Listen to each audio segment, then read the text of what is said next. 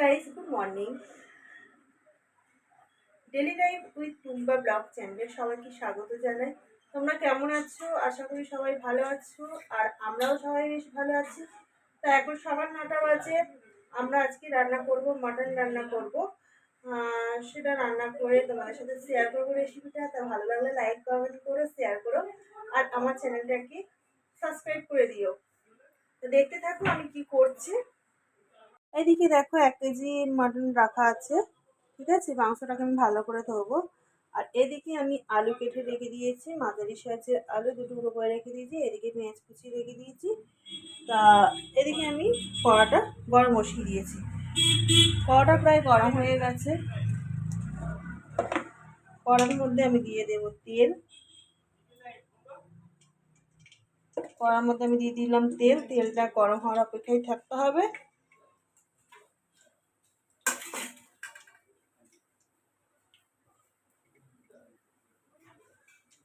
তেলটা দেখতেই পাচ্ছ তোমরা, যে তেলটা হচ্ছে গরম হয়ে এসছে। হ্যাঁ, তেলটা গরম হয়ে গেছে।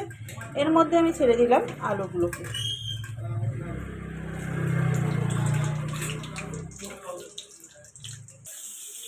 এদিকে মাংসটা আমার ধুয়ে রেডি করা হয়ে গেছে। আর কড়ার মধ্যে আমি দিয়ে দেব একটু হলুদ, দিয়ে দেব নুন, দিয়ে দিলাম। দিয়ে আলুটাকে একটু লাল লাল করে ভাজবো।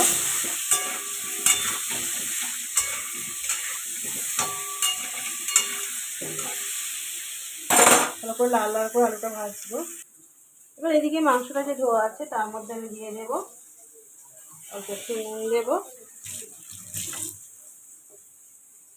তার মধ্যে দেবো হলুদ, দিয়ে দিচ্ছি লঙ্কার গুঁড়ো, দেবো অল্প করে দেব, আর অল্প 2 ফোঁটা মতো তেল দেব। দিয়ে এটাকে ভালো করে মাখিয়ে নেব। ঠিক আছে, মাংসটাকে ভালো করে আমি, দেখতেই পাচ্ছ, মাংসটাকে ভালো করে মাখিয়ে নিলাম। এটা আমি 5 মিনিট মতো ফ্রিজে রেখে দেব। 5 মিনিট রাখবো, বেশি রাখবো না।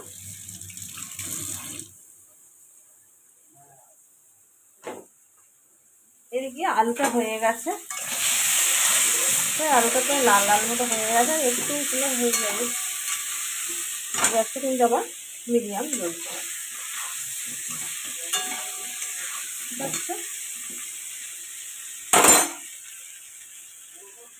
আলু ভাজা হয়ে গেলে গ্যাসটা আমি একটু জোরে দিলাম। আলুগুলোকে তুলে নিয়েছি। এই হচ্ছে আলু ভাজা হয়ে গেছে, আলুগুলো তুলে নিয়েছি, গ্যাসটা জোরে দিলাম। দিয়ে তেলটা একটু গরম হওয়া বাকি আছে।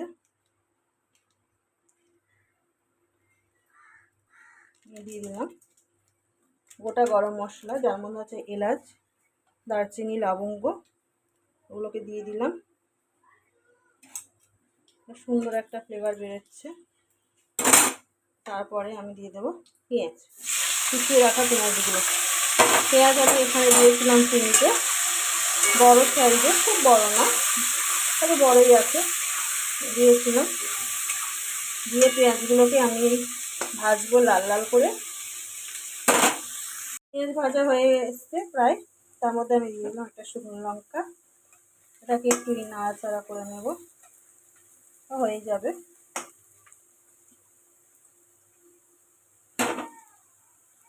তার মধ্যে আমি দিয়ে দেব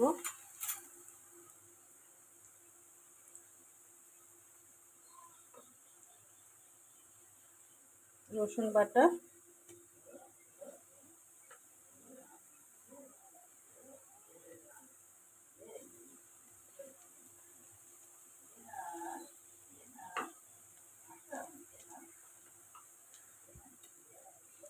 দিয়ে দিলাম রসুন বাটাটা, দিয়ে দিলাম আমি।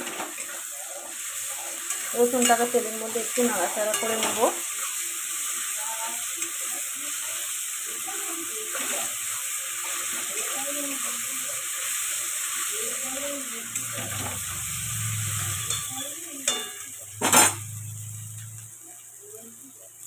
তার মধ্যে আমি দেব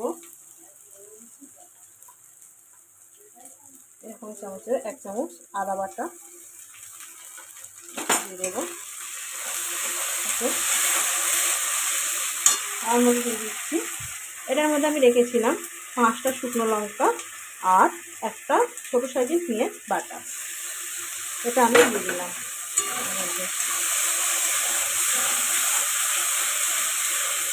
পেঁয়াজ বাটাটা তোমরা দিতেও পারো, নাও দিতে পারো। গ্রেভিটা একটু ঘন হওয়ার জন্য আমি পেঁয়াজ বাটাটা এখানে ইউজ করলাম।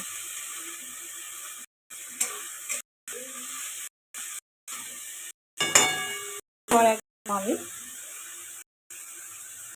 হলুদ দেবো, নুন, লঙ্কার গুঁড়ো আমি এখানে ইউজ করবো না।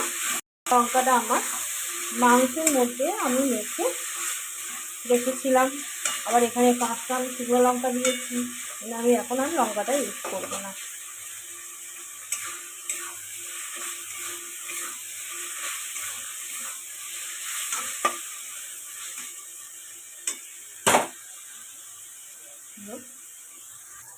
মশলা কষানো আমার হয়ে গেছে, এর মধ্যে আমি দিয়ে দেব একটু ধনে বাটা বা ধনের গুঁড়ো। আমার ঘরে গোটা ধনে ছিল, যার জন্য আমি বেটে নিলাম, আর ধনে গুঁড়ো আনা হয়নি। আর এর মধ্যে দিলাম টমেটো, আর একটু নাড়াচাড়া করে নেব। দেখতে বেশ দেখতে বেশ ভালোই হয়েছে।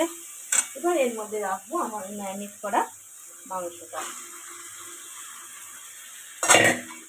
দিয়ে, এবারে আমি একসাথে ভালো করে মশলাগুলো মাংসের গায়ের মধ্যে নেড়ে চেড়ে রেখে দেবো।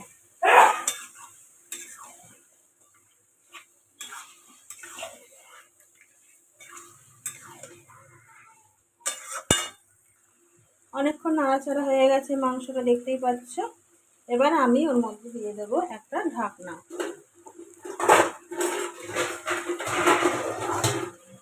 ঢাকনা আমি দিয়ে দেবো, একটা থালা ঢাকা দিয়ে দিলাম, দিয়ে আমি গ্যাসটাকে মিডিয়াম করব। তাতে মাংসটা কি হবে, মাংসর যে জলটা আছে পুরোটা জলটা বেরিয়ে যাবে, আর নুন মশলাটাও ভালো করে ঢুকবে। এবার দেখতে থাকো, এই ঢাকনাটা আমি কিন্তু খুলছি, ঠিক আছে। আমি প্রায় 8 থেকে 9 মিনিট পরে আমি ঢাকনাটা খুললাম, খুলে গ্যাসের এটা মিডিয়াম ছিল, এটা একটু বাড়িয়ে দিলাম। দেখো কত জল উঠে গেছে। এবার আমি এই জলটাকে কষাতে থাকবো, পুরো কষিয়ে কষিয়ে আমি এটা শুকনো করবো, ঠিক আছে।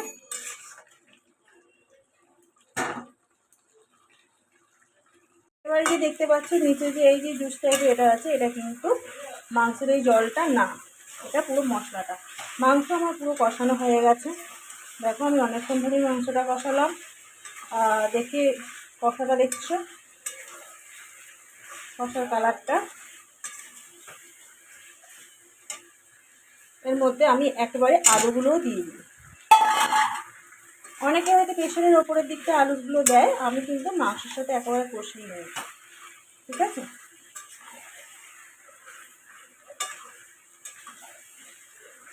এবার আমি প্রেশারের মধ্যে দেবো মাংসটা,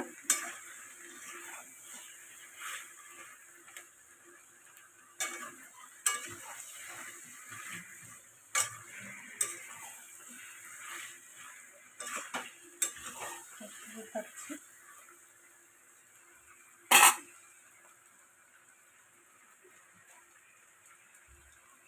এবার আমি এর মধ্যে দিয়ে দিচ্ছি গরম মশলাটা, অল্প একটুখানি দেবো, বেশি যে যতটা খেতে ভালোবাসে গরম মশলা সে ততটা করে দেবে, আমি অল্পই দেবো। আমার গোটা গরম মশলাটা ফোড়নে রয়েছে, ওই জন্য অল্পই দিলাম। গরম মশলাটা এখন দেওয়ার মানটা হচ্ছে, অনেকে তো গরম মশলার গন্ধটা নিতে পারে না, যেমন তোমাদের দাদা গরম মশলাটা খেতে পারে না, অতটা পছন্দ করে না, ওই জন্য আমি এখন গরম মশলাটা দিয়ে দিলাম, তখন যাতে না কাঁচা গরম মশলার গন্ধটা বেরোয়, ঠিক আছে।